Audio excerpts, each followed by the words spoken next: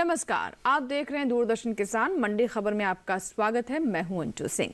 आज हम खास तौर से दलहन की बात करेंगे। जानेंगे क्या है रबी दलहन की बुआई का हाल और कैसी है आयात निर्यात की स्थिति। लेकिन शुरुआत करते हैं सुर्खियों के साथ। रबी के दौरान दलहन के रकबे में इजाफा, पिछले साल से हुई 13% ज्यादा बुआई।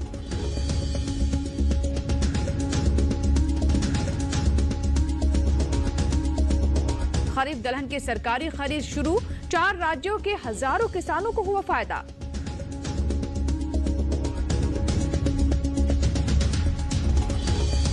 दलहन के मामले में लगभग आत्मनिर्भर हुआ भारत, आयात में हुई भारी गिरावट।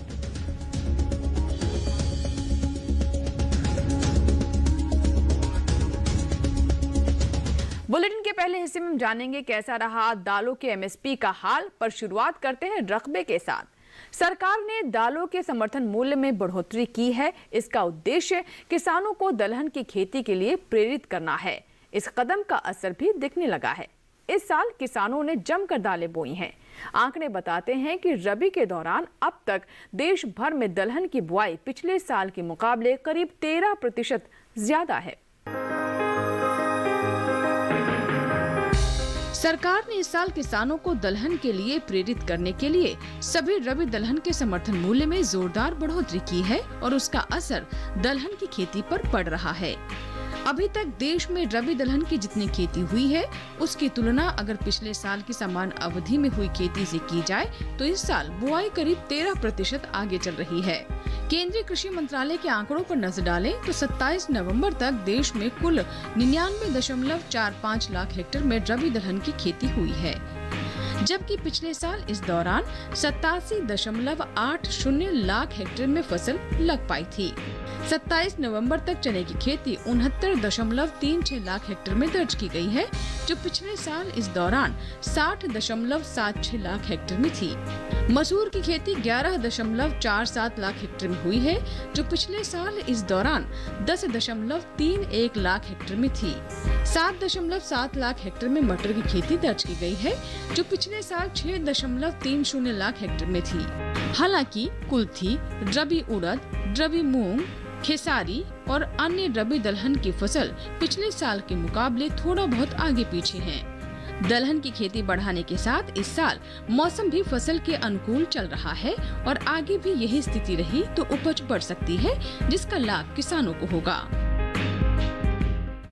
और दलहन के हाल पर बातचीत करने के लिए हमारे साथ जुड़ रहे हैं बाजार के जानकार शिव श्रीवास्तव। आइए उनसे बात करते हैं। श्रीवास्तव जी, आपको क्या लगता है कि दलहन का रकबा इस साल पिछले साल से जो ज्यादा है, लंबी अवधि के भाव पर इसका किस तरह का असर पड़ सकता है?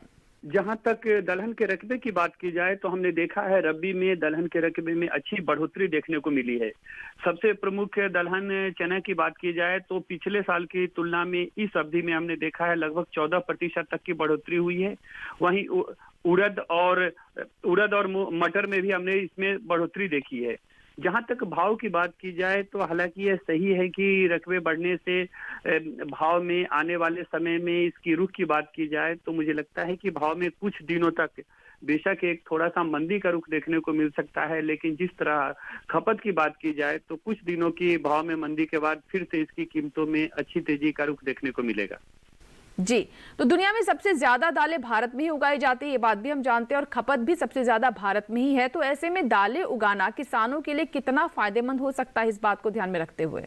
यह बात बिल्कुल सही है कि हमारे देश में सबसे ज्यादा दाल का उत्पादन होता है, वहीं दूसरी तरफ खपत में भी हम काफी आगे हैं।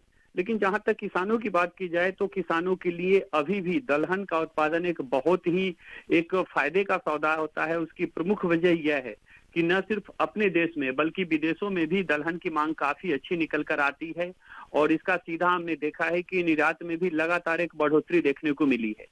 दूसरी जो सबसे प्रमुख बात यह है कि जहां तक दलहन उत्पादन की बात है तो सरकार ने भी एमएसपी में इसमें समय समय में बढ़ोतरी की घोषणा करती रहती है, जिससे कि किसानों को उनकी फसल का पूरा मूल्य मिल सके।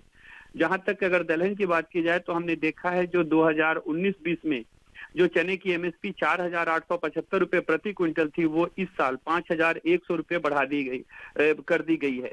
225 रुपए का प्रति क्विंटल इजाफा देखने को मिला है। आने वाले समय में भी इसके मांग में बढ़ोतरी देखने को मिलेगी। तो मुझे लगता है कि दलहन का उत्पादन अपने देश में किसानों के लिए एक बहुत ही फायदे का सौदा साबित होगा। तो ये थी शिव श्रीवास्तव जी की राय। बढ़ते आगे और अब बात कर लेते हैं दलहन के एमएसपी की। सरकार ने 2022 तक किसानों की आय दुगनी करने का लक्ष्य निर्धारित किया हुआ है। समर्थन मूल्य बढ़ाने के पीछे का एक उद्देश्य किसानों की आय बढ़ाना भी है। इसी समर्थन मूल्य पर सरकारी एजेंसियां किसानों से खरीदारी कर लेती हैं। इस साल दलहन की खेती में जोरदार बढ़ोतरी देखी जा रही है, लेकिन ये ऐसे ही नहीं है। सरकार ने सभी दलहन का समर्थन मूल्य बढ़ाकर किसानों को दलहन की खेती के लिए प्रेरित किया है। सरकार किसानों से जब भी दलहन खरीदती है तो वो खरीद समर्थन मूल्य पर ही होती है। पिछली बार की तरह इस बार भी सरकार ने सभी दलहन के समर्थन मूल्य में बढ़ोतरी की है।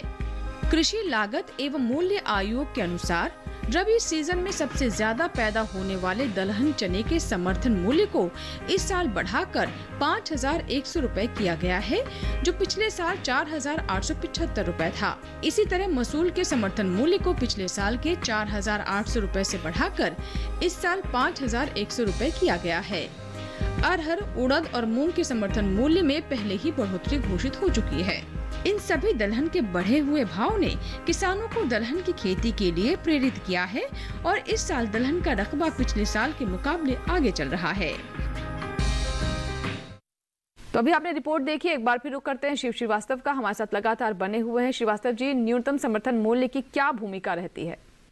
जहां तक बात न्यूनतम समर्थन मूल्य की जाए तो न्यूनतम समर्थन मूल्य वो भाव होता है जिस रेट पर सरकार किसानों से उनकी उपज खरीदती है। न्यूनतम समर्थन मूल्य निर्धारित करते समय इस बात का पूरा ख्याल रखा जाता है कि किसानों की बीज, खाद और जो भी सिंचाई, बिजली से लेकर सब कुछ जो भी उनका उत्पादन में खर्च होता है, जिसमें उनकी एक लेबर कॉस्ट भी, जो श्रमिक की जो कॉस्ट है वो भी शामिल होती है। तो न्यूनतम समर्थन मूल्य सरकार जो भी वो करती है और हमने देखा है कि लगातार इसमें बढ़ोतरी भी देखने को मिली है। न्यूनतम समर्थन मूल्य में किसानों को अगर अपना अनाज वो मंडियों में बेचते हैं तो उन्हें पहले की तुलना में जो सस्ते रेट पे उन्हें अपने उस फसल को बेचने की जरूरत नहीं होती है और उन्हें उनकी फसल का एक उचित मूल्य मिलता है। जी, कई बार बाजार भाव काफी कम हो जाता है। ऐसे में न्यूनतम समर्थन मूल्य किसानों को एक निश्चित भाव दिलाने की गारंटी देता है। सरकारी एजेंसियों को फसल बेचने के दौरान किस तरह की बातों का हमारे किसानों को ध्यान रखना चाहिए? यह बात बिल्कुल सही है कि कभी कभी उत्पादन की अधिकता के कारण या मंडियों में किसी फसल की ज्यादा आवक के कारण इसके मूल्य में कमी देखने को मिलती है, लेकिन न्यूनतम समर्थन मूल्य पे किसान को इस बात की फिक्र नहीं होती है कि उनकी फसल कम रेटों पे बिकेगी। लेकिन किसानों को कुछ बातों का ध्यान रखना चाहिए सरकारी एजेंसियों को जब वे अपना फसल बेचते हैं, जिसमें सबसे पहले एक ग्रेडिंग एक बहुत ही जरूरी चीज है। जो भी फसल की क्वालिटी है, जो सबसे अच्छी क्वालिटी है उसको एक जगह रखना, फिर उससे जो नीचे की क्वालिटी है उसको एक अलग रखना, जिसको ग्रेडिंग कहते हैं। दूसरी जो सबसे महत्वपूर्ण बात होती है पैकिंग की, जो भी सरकारी जो निर्धारित पैकिंग है उन्हीं में पैकिंग करनी चाहिए, जिससे जो फसल है उस फसल की गुणवत्ता बनी रहे। किसानों को दो बातों का विशेष रूप से ध्यान रखना चाहिए सरकारी एजेंसियों में बिक्री के लिए। तो ये थी शिव श्रीवास्तव जी की तरफ से खास बातें, जिन्होंने कुछ सलाह भी दी है किसानों को। फिलहाल वक्त एक छोटे से ब्रेक का। ब्रेक के बाद दालों की सरकारी खरीद का हाल जानेंगे। आप बने रहें दूरदर्शन किसान के साथ, देखते रहें मंडी खबर।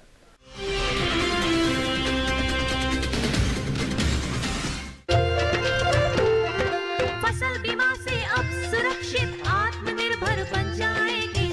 AIC के संग मौसम की मार अब नहीं करेगी तंग, नुकसान की होगी पूरी भरपाई। AIC किसान का हमराही। Agriculture insurance company of India limited, संपन्न भारत की पहचान, बीमित फसल खुशहाल किसान।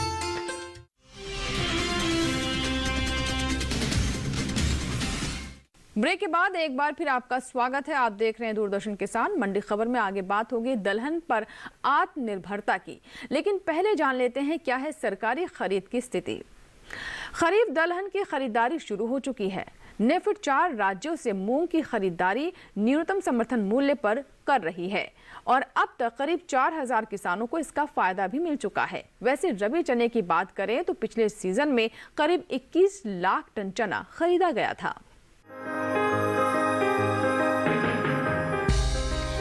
ऐसे ही दलहन की खेती नहीं बढ़ा रहे। किसानों को भरोसा है कि उनकी पैदा हुई दलहन का अगर बाजार में अच्छा भाव नहीं मिला तो सरकार उनसे समर्थन मूल्य पर दलहन की खरीद कर लेगी।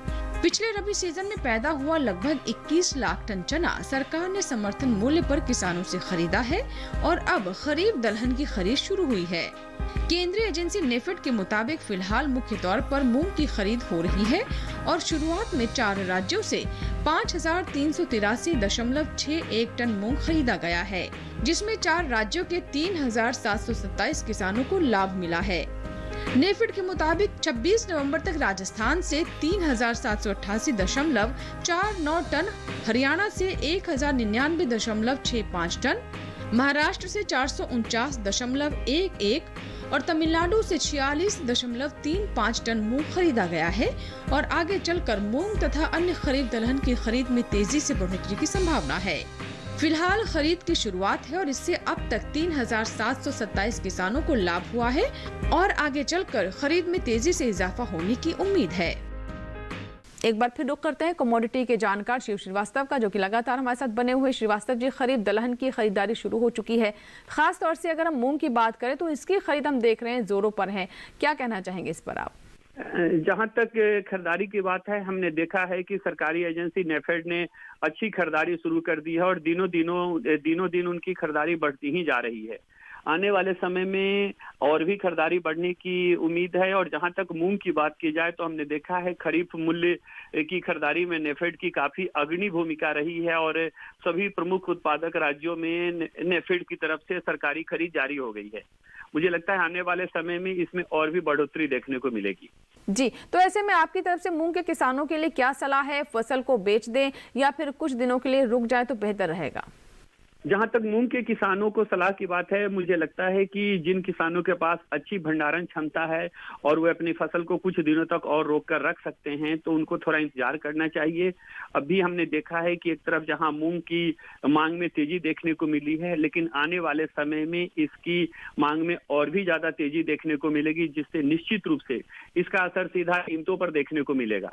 आने वाले समय में मांग बढ़ने से मूंग की कीमतों में और भी तेजी का रुख देखने को मिल सकता है। तो ये थी शिव श्रीवास्तव की तरफ से सलाह। हमारे किसान इन बातों पर ध्यान दे सकते हैं, उसी के अनुसार आगे विचार कर सकते हैं। इसी के साथ ही अब बात कर लेते हैं अपनी अगली खबर की। एक समय था जब देश को दालों की किल्लत का सामना करना पड़ता था और सरकार को विदेशों से दाल आयात करनी पड़ती थी, लेकिन सरकार की प्रोत्साहन नीतियों और किसानों की मेहनत ने तस्वीर बदल दी है।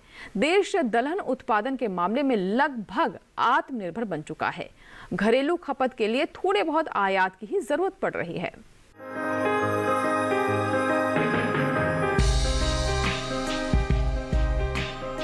भारत को कभी दाल की जरूरत को पूरा करने के लिए विदेशों से दालें आयात करनी पड़ती थीं, लेकिन सरकार ने देश के किसानों को दालों की खेती के लिए प्रोत्साहित किया और किसान ने प्रोत्साहन का लाभ उठाते हुए खेती बढ़ाई। इसका असर ये हुआ है कि देश अब दलहन के मामले में लगभग आत्मनिर्भर बन चुका है। कभी कभार थोड़ा बहुत आयात की जरूरत पड़ती है, अन्यथा देश में पैदा हुई दलहन से ही जरूरत पूरी हो जाती है। पिछले कुछ वर्षों में दलहन के उत्पादन की बात करें तो फसल वर्ष 2016-17 से दलहन का उत्पादन बढ़ना शुरू हुआ। वर्ष 2016-17 के दौरान देश में कुल 231.3 लाख टन दलहन पैदा हुआ।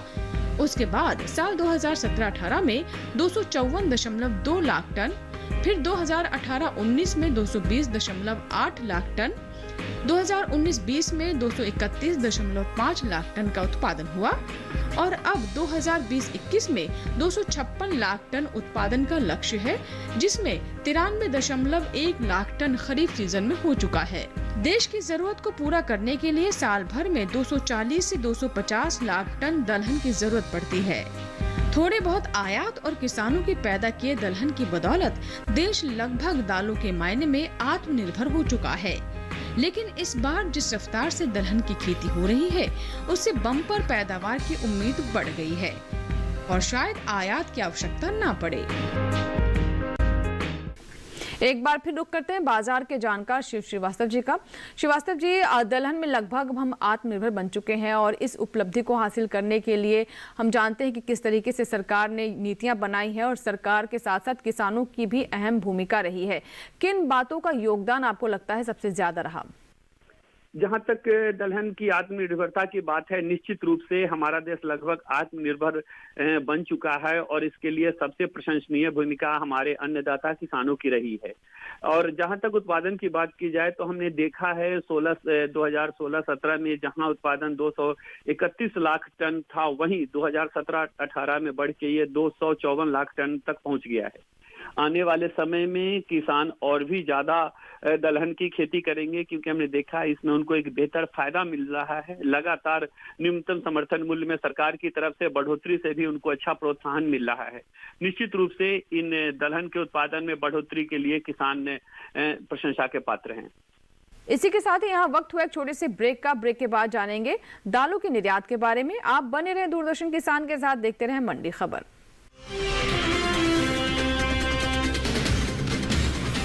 इस धरा की माटी पर लिखनी एक नई कहानी है। जैविक खेती के बल पर लानी सुबह सुहानी। खेती किसानी से जुड़ी रोचक जानकारियों से भरा कार्यक्रम धरती का अमृत जैविक खेती देखना न भूलें। प्रत्येक मंगलवार दोपहर 4:30 बजे डीडी किसान चैनल पर।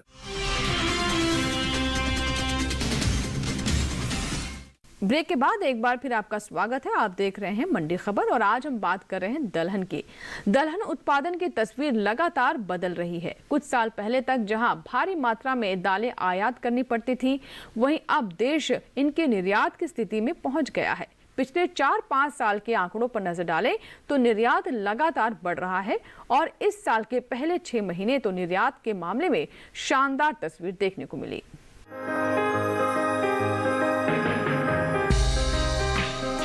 दुनिया भर में दलहन की सबसे ज्यादा खपत भारत में होती है और भारत को अपनी जरूरत पूरा करने के लिए पहले विदेशों से आयात होने वाले दलहन पर निर्भर रहना पड़ता था। लेकिन अब देश दलहन के मामले में लगभग आत्मनिर्भर हो चुका है और धीरे धीरे देश से दलहन के निर्यात में बढ़ोतरी भी हो रही है। 5 वर्षों के दलहन निर्यात को देखें तो किसी एक आधा साल निर्यात घटा है, अन्यथा लगातार बढ़ ही रहा है। वाणिज्य मंत्रालय की संस्था एपीडा के मुताबिक वित्त वर्ष 2016-17 के दौरान देश से लगभग 1.37 लाख टन दलहन का निर्यात हुआ था, जो 2017-18 में बढ़कर 1.80 लाख टन पहुंच गया। इसके बाद 2018-19 में आयात बढ़कर 2.90 लाख टन तक पहुंचा। 2019-20 में कुछ कमी आई, लेकिन 2020-21 के पहले 6 महीनों में जितना निर्यात हुआ वो शानदार रहा है। इस साल देश में दलहन की खेती बढ़ रही है और मौसम अनुकूल रहा तो पैदावार बम्पर हो सकती है।